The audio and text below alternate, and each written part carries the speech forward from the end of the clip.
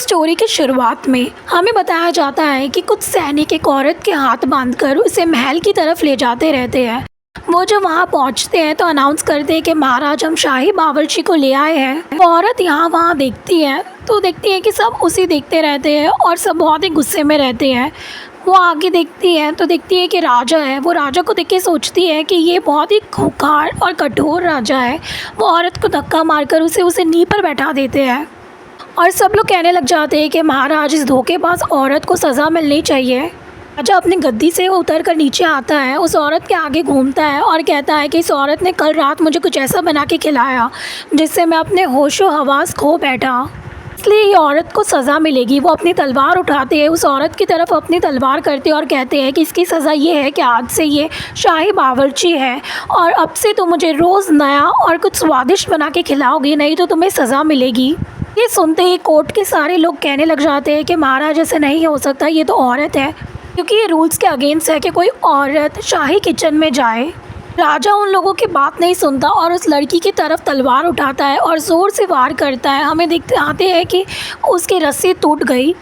लड़की सोचती है कि राजा तो काफ़ी खूंखार है, उसका सपना था कि वो मिशेलिन स्टार होटल में शेफ़ बने, लेकिन अब इस राजा की शेफ़ बन रही है।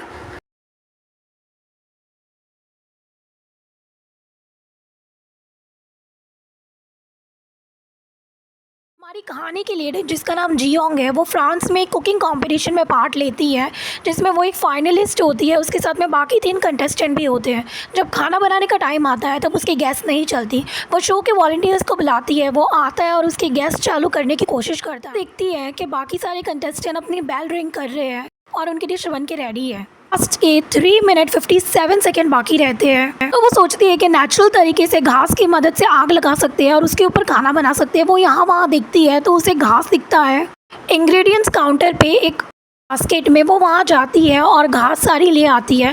वो अपने कुकिंग काउंटर पर आती है एक बड़ी से तपेली में, तो वो वॉलंटियर आता है और कहता है कि इस टाइप से आग लगाना पागलपन है। तो वो लड़की कहती है कि इस शो में इनकम्प्लीट डिश देना सबसे बड़ा पागलपन है। वो आग जलाती है और उसके ऊपर अपना खाना पकाना शुरू करती है। कैलकुलेट कर उसी हिसाब से उसके ऊपर अपना खाना पकाने लगती है और बाद में डिश को डेकोरेट करती है। लास्ट के 1 सेकेंड बाकी होते हैं तब जाकर वो अपनी रिंग बजाती है कि उसका खाना कंप्लीट हो गया। अब आती है टेस्टिंग की बारी। जज आते हैं और सभी कंटेस्टेंट की डिश टेस्ट करते हैं। फिर उसकी बारी आती है तो वो अपनी डिश को एक्सप्लेन करती है। वो कहती है कि उसी डिश की इंस्पिरेशन जोसेंग एरा के राजा जियोंग से मिली है, क्योंकि ये डिश उनकी फेवरेट थी। जज उसकी डिश टेस्ट करते हैं और उन्हें उसकी डिश काफ़ी पसंद आती है। वो बहुत ही खुश होती है। जब विनर अनाउंस करने का टाइम आता है तो उसका नाम आगे आता है और वो ये शो जीत जाती है। उसे मिलती है ट्रॉफ़ी और 1 लाख यूरोज़ का प्राइज़ मनी।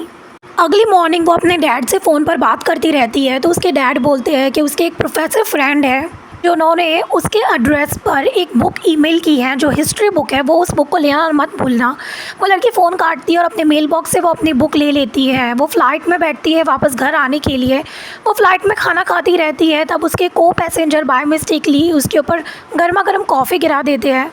देखती है कि उसके पर्स में जो उसके डैड की बुक थी वो भी गिल्ली हो गई है। वो वॉशरूम में जाती है और उस बुक का कवर खोलकर देखती है कि गिल्ली हो गई है। वो पानी से अपनी बुक को साफ़ करती रहती है। फिर हमें दिखाया जाता है कि आज तो ग्रहण है और ग्रहण पूरा सूरज पे लगने ही वाला है। वो अपनी बुक खोलकर देखती है और रीड करने लग जाती है। हमें दिखाया जाता है कि पीछे बुक चमक रही है। इतने में वॉशरूम की लाइट चली जाती है और बुक पूरी चमकने लग जाती है। उसके हाथ से छूट जाती है। सारे अल्फ़ाबेट बाहर आ जाते हैं और उसे बुक के अंदर खींच लेते हैं। वो बुक के अंदर खींचकर एक सक्शन की तरह बुक में घुस जाती है और ज़मीन पर जा गिरती है। तो हम देखते हैं कि वो लड़की बुक में घुस जाती है और ज़मीन पर जा गिरती है। ज़मीन पर गिरते ही वहाँ पर जाल होता है, वो उससे लटक जाती है और बेहोश हो जाती है। दूसरे सीन में हमें दिखाया जाता है एक डियर आगे भागता रहता है और उसके पीछे कई लोग घोड़े पर उसका शिकार करने के लिए उसके पीछे भागते हैं। हम देखते हैं कि राजा भी उनमें से एक ही है जिनका नाम येहुन है। उस डियर के ऊपर निशाना लगाता ही रहता है और उसे निशाना लगाकर उसे देखता रहता है। तब वो फ्लैशबैक में जाता है कि किस टाइप से उसके फादर जो कि पुराने राजा थे, वो एक दिन खड़े थे महल के बाहर और कुछ महल की दासियाँ एक औरत को पकड़ कर लेकर आती है और राजा के सामने नींव पर बैठा देती है। राजा उसे मौत की सज़ा सुना देता है, उसे वहाँ से ले जाने के लिए कहता है। जी उन्हें देख लेता है, लेकिन उससे पहले वो कुछ कहता, महल का कोई नौकर आता है और उसका मुंह पकड़कर उसे छुपा लेता है। वो राजा आंखें खोलता है और डायरेक्ट डियर के ऊपर निशाना लगाता है और डियर मर जाता है। वो डियर के पास आता है और डियर का गला अपने चाकू से काट लेता है। राजा के मुंह पे खून लग जाता है। वो पीछे टर्न होता है और एक नौकर को बोलता है कि मुझे हैंकी दो। वो वही नौकर होता है जिसने बचपन में उसका मुंह पकड़ा था। वो राजा से कहता है कि आज के दिन राजा को यहाँ पर शिकार के लिए नहीं आना चाहिए था और अभी बहुत देर होगी, अभी उन्हें वापस जाना चाहिए। राजा उसे कुछ कहता नहीं है। तो राजा का जनरल उसे कहता है कि वो एक मामूली नौकर है, वो राजा को हुक्म कैसे दे सकता है।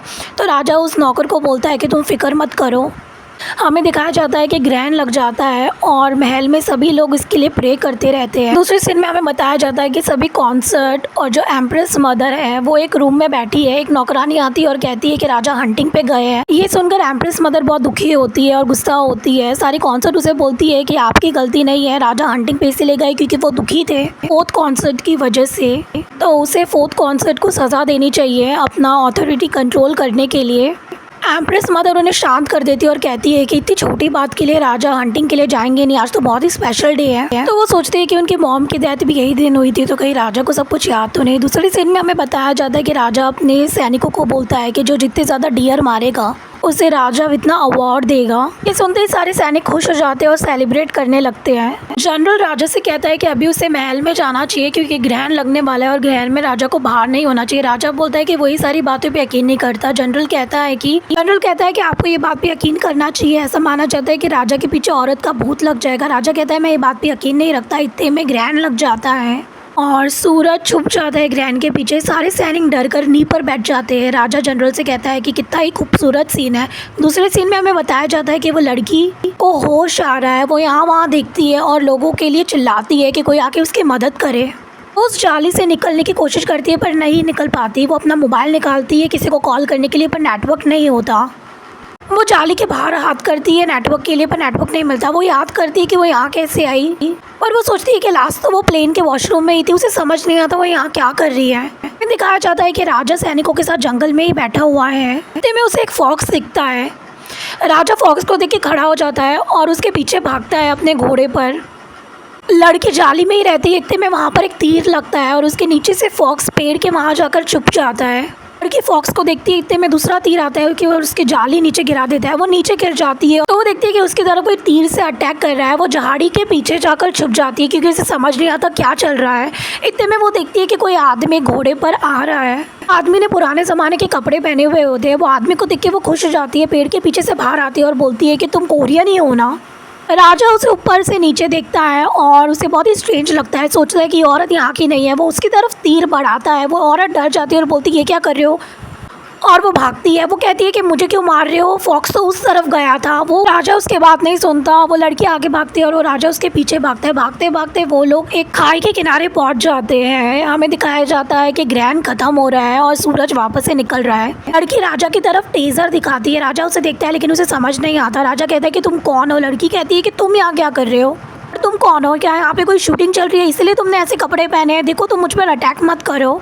वो राजा से तू ताक में बात करती है तो राजा कहता है तुमने मुझे तू कैसे कहा। तो लड़की कहती है तो क्या मैं तुम्हें मैं करके बोलूँ। राजा उसमें गुस्सा होता है और बोलता है कि तुम कोई भिखारी तो नहीं। तो लड़की बोलती है मैं भिखारी नहीं, मैं गिर गई थी इसलिए मेरे कपड़े ख़राब हो गए। राजा उसकी तरफ अपना तीर बढ़ाता है और उसके ऊपर अटैक करता है।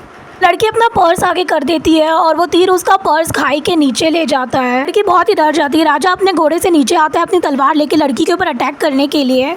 लड़की डर जाती है और बोलती है कि प्लीज़ मुझे मत मारो। हमें दिखाया जाता है कि पीछे से राजा के ऊपर तीर से वार करता है और डायरेक्ट राजा की चेस्ट पे मार देता है। राजा और लड़की के ऊपर गिर जाता है और दोनों खाई से नीचे गिर जाते हैं। नीचे नदी रहती है और दोनों की दोनों नदी में जा गिरते हैं। तो जीहोंग और वो राजा पानी में गिर जाते हैं। उनके गिरने के बाद ऊपर पहाड़ पर उनके सैनिक आते हैं। जनरल सैनिकों से कहता है कि राजा गायब हो गए हैं, तो राजा को ढूंढना है हमें। जीहोंग की बैग जिसमें बुक और उसका मोबाइल है वो पहाड़ की टहनी पर है। दूसरी सीन में हमें दिखाया जाता है कि एक आदमी अपने बेटे के साथ घोड़े पर जाते रहते हैं। तब लोग उन्हें देख के बात करते हैं कि चीफ सेक्रेटरी है, प्रिंसेस से शादी के बाद में कितने ज़्यादा हवा में उड़ रहा है यह आदमी। वो बाप बेटे कुछ और महल की बातें करते हैं। सीन चेंज होता है और हमें दिखाया जाता है कि बेहोश है और उसे होश आता है। वो यहाँ वहाँ देखती है तो उसे कोई नहीं दिखता। वो सोचती है यहाँ कैसे आई, तब उसे याद आता है कि राजा को तीर लग गया था और उसके साथ में वो नीचे गिर गई थी, इसीलिए वो यहाँ पर है। वो बाजू में देखती है तो राजा वो यहाँ वहाँ चिल्लाती है लोगों की हेल्प के लिए, लेकिन पूरी जगह खाली रहती है, वहाँ पर एक इंसान भी नहीं दिखता। वो उस राजा को उठाने की कोशिश करती है लेकिन वो नहीं उठता। जीहुन के हाथ वो उसका तीर आधा तोड़ती है और खुद का स्कार्फ निकाल के उसके घाव पर अपना स्कार्फ बांधती है खून रोकने के लिए। उसके बाद में वो वैसलीन की डब्बी अपनी पॉकेट में से निकालती है और उसके घाव पर वैसलीन लगाती है ब्लीडिंग रोकने के लिए। वो सोचती है कि किसी को कॉल करना चाहिए, फिर याद आता है कि उसका मोबाइल तो बैग में था। वो उस आदमी की पॉकेट चेक करती है, फ़ोन ढूंढती है उसके पॉकेट्स में। इतने में वो आदमी उठ जाता है और उसके ऊपर चाकू दिखाता है। वो उसे बोलती है कि मैं तो सिर्फ मोबाइल ढूंढ रही थी, लेकिन वो आदमी उसकी बात पे यकीन नहीं करता। वो दोनों की काफ़ी फाइट होती है ये बात पर। वो आदमी कहता है कि उसने उसे मारा। वो कहती है कि मैंने मारा तो मैं तुम्हें बचाऊंगी क्यों। तो वो कहता है कि तुम्हें कोई इन्फॉर्मेशन चाहिए होगी मेरे से। वो कहती है तो मैं यहाँ पे क्यों फंसी रहती। तो वो बोलता है कि तुम्हारे आदमी लोग आते ही रहेंगे। ऐसे करके दोनों की बहुत फाइट होती है और वो लड़की उसे मारती है अपने सर से और वो बेहोश हो जाता है। वो उसे एक झाड़ से बांध देती है वहाँ पर और जाती रहती है, पर फिर उसे दया आती है। मुड़कर देखती है तो उसे अच्छा नहीं लगता। वो उसके पास आती है और उसे पोक करके जगाती है। वो आदमी को होश आता है ज़रा सा और वो देखकर चौंक हो जाता है कि वो बंधा हुआ है।